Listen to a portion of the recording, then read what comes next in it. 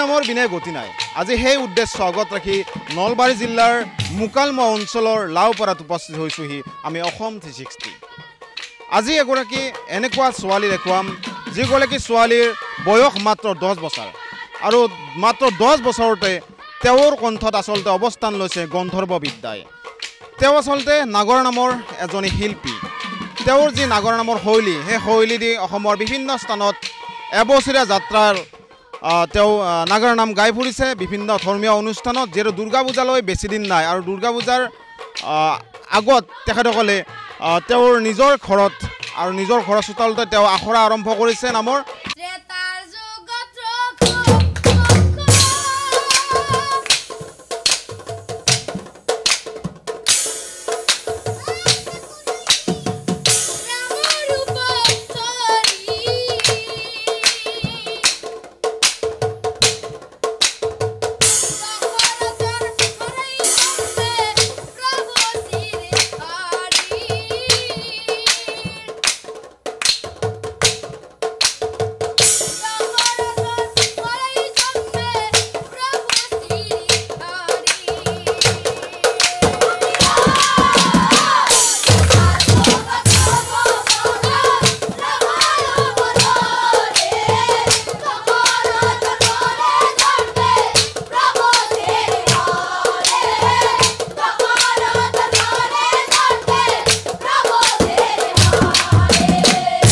মোৰ লগত আছে 10 বছৰীয়া পৰিস্মিতা ঠাকুৰীয়া আসলতে ইমান কম বয়সতে তেওঁৰ কণ্ঠত গন্ধৰ্ব বিদ্যা অৱস্থান কৰিছে মই তেওঁৰ পৰা কিছু মনোভাৱ জানিবলৈ চেষ্টা কৰিম নমস্কাৰ মই মানে সৰু পৰাই মানে নাম হেপা মানে বহুত মই নামৰ দলত যাই মানে বহুত মানে আগ্ৰহ কৰি লৈছো মই দেউতাৰ লগত যাই মই মানে এনেকৈ নাম গাবা ইচ্ছা কৰিছো আৰু মই যি ভাবা নাছিলো যে মই ইমান পাঠিকা এজনী হ'ব পাৰিছো মই ভৱিষ্যতে এজনী ডাঙৰ পাঠিকা হ'বলৈ বিচাৰিছো হে মোৰ পূৰ্ণ আৰু তুমি কোন ক্লাছ পঢ়ি আছা মই ক্লাছ 8 ত পঢ়ি আছো কোন স্কুলত লাওপাৰা উচ্চ মাধ্যমিক বিদ্যালয় তোমাৰ গুৰু কোন শ্ৰী পদুম কলিতা দেৱ যেহেতু তুমি কলা অলপ আগতে আমি কথা পাতিছিলো তুমি কৈছিলা যে এবছৰ নাম গাই পেলাই তুমি এতিয়া 2 নম্বৰ বছৰত ভৰি দিছা আৰু যেহেতু দুৰ্গা পূজা সমাগত তো দুৰ্গা পূজালৈ কেনেকুৱা প্ৰস্তুতি তোমাৰ দুৰ্গা পূজা বৰ্তমান নাম পৰিছে আমাৰ নাম পৰিছে কি নাম লৈছা এবাৰ ৰাৱণৰ দৰ্পচূৰ্ণ লৈছো আৰু বৰবৰিক বধ চিত্ৰবান বধ আৰু মৃত্যুঞ্জয় আৰু ৰাৱণৰ দৰ্পচূৰ্ণ তোমাৰ বাধা নাম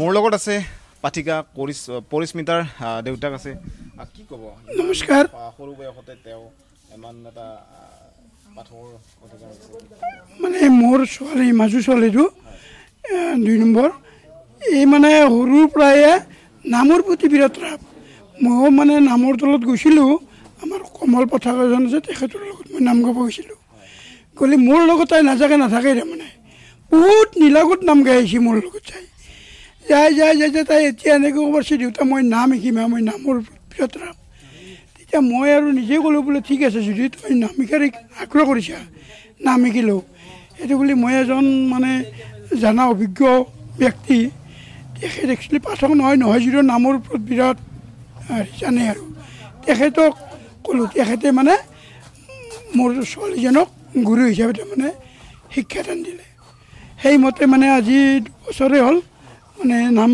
পৰিচালনা কৰি আছে আৰু যিখিনি গাইছে ৰাইজত ভাল পৰামৰ্শ পাইছে বা ভাল উপদেশ পাইছে ৰাইজক মই ধন্যবাদ দিছোঁ ৰাইজে যাতে এই ছোৱালীটোৰ ভৱিষ্যতটো যাতে ৰাইজে আগুৱাই লৈ যায় তাৰ কাৰণে মই কামনা কৰিছোঁ। বিভিন্ন সময়ত আচলতে দেখা যায় যে সকলোৰে হাতে হাতে মোবাইল ফোন, সৰু ল'ৰা ছোৱালীয়ে আচলতে মোবাইল লাৰিব নিদিলে ভাতে নাখায়। তো আপোনাৰ ছোৱালীটো অলপমান ব্যতিক্ৰম। নাই, মোৰ ছোৱালী নামৰ ওপৰত চাই, নামৰ যিখিনি চাব লাগে সেইখিনি চাই, মোবাইলৰ ওপৰত বেছি প্ৰাধান্য নাই। গতিকে নামখিনি চাই তাই নামৰ ওপৰত ক'ৰবাৰ পৰা আহিলেও মানে চাব লাগিলে নামৰ এটা দিহা এটা চাব, কোনে কেনেকৈ গাইছে। য'তেই নাম হয় তাই তাৰমানে যোৱাৰ কাৰণে মোক লগ ধৰিবই, দেউতা বোলা যাম অমুকত নাম আছে। তাই ক'ৰবাত শুনিলে তাৰমানে ৰ'ব নোৱাৰে তাৰমানে যোৱাৰ কাৰণে, তাইৰ লগত ময়ো যাব লগা হৈ যায়। এনেকৈ যাই মানে চলি আছোঁ আৰু যাই আছোঁ।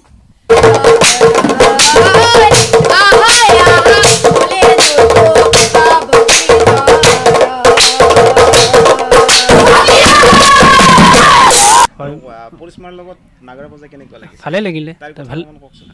তাই মানে হয় হয়, মানে নামত তাই সৰুৰ পৰাই একদম আগ্ৰহী। আমি যিটো দলত আছিলোঁ বৰ্তমান, আগতে যিটো দলত আছিলে তেওঁ আমাৰ লগত নাম গাব গৈছিলে। তাইৰ প্ৰতিটো অনুষ্ঠানতে যায়? হয় হয়, যাওঁ হয়। কেনেকুৱা লাগে? ভালেই লাগে, তাইৰ অংগী ভংগী নামৰ মানে যিটো আৰু মানে উৎসাহ, সেইটো তাইক ভালেই লাগে। এইফালে আছে আন এজন নাগৰ দাদা, কি ক'ব পৰিস্মাৰ বিষয়ে? প্ৰতিটো অনুষ্ঠানতে আপোনালোক যায়, আপোনালোক অবিহনে আচলতে পৰিস্মা ঠাকুৰীয়াই নাম গাব নোৱাৰে, বাদ্যযন্ত্ৰ অবিহনে।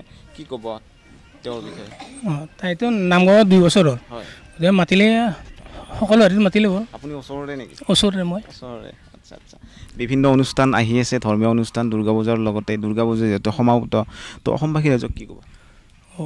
যিকোনো ধৰ্মীয় অনুষ্ঠানত মাতিলে হ'ল, যোগাযোগ কৰিলে হ'ল, তলত নম্বৰটো দি আছে, তাতে হেৰি কৰিলে পাব। পৰিস্মিতাৰ ভণ্টি আছে মোৰ লগত, আৰু তেওঁ বাইদেউৰ লগত নামত যোৱা ন? কি নাম তোমাৰ? মোৰ নাম নিহাৰিকা ঠাকুৰীয়া। কোন ক্লাছত পঢ়ি আছা? মই ক্লাছ 4ত। হয় হয়, বাইদেউৰ নিচিনা ডাঙৰ পাঠক হ'ব লাগিব, হয়নে নহয়? চেষ্টা কৰি চাম। নাম ৰিহাজ কৰা নে ঘৰত বাইদেউৰ লগত? আখৰা কৰা নে? কৰোঁ। হয় হয়, কেনেকুৱা লাগে? ভাল লাগে। বহুত ঠাই ঘূৰিছা বাইদেউৰ লগত, প্ৰতিটো অনুষ্ঠানতে নিশ্চয় গৈছা? গৈছোঁ। কেনেকুৱা লাগে? ভাল লাগে। আজি কি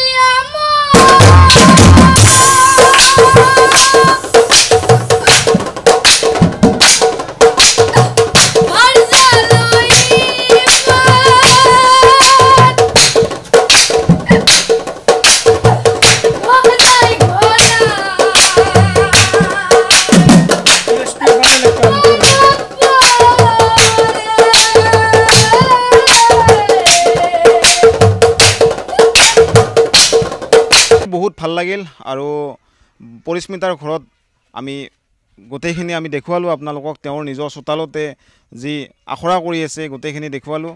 আৰু হয়তো কেইদিনমান পিছত, অৰ্থাৎ বিশ্বকৰ্মা পূজাৰ পৰা হয়তো তেওঁলোক অসমৰ বিভিন্ন স্থানত আমন্ত্ৰণ অনুসাৰে তেখেতসকলে ঘূৰি ফুৰিব।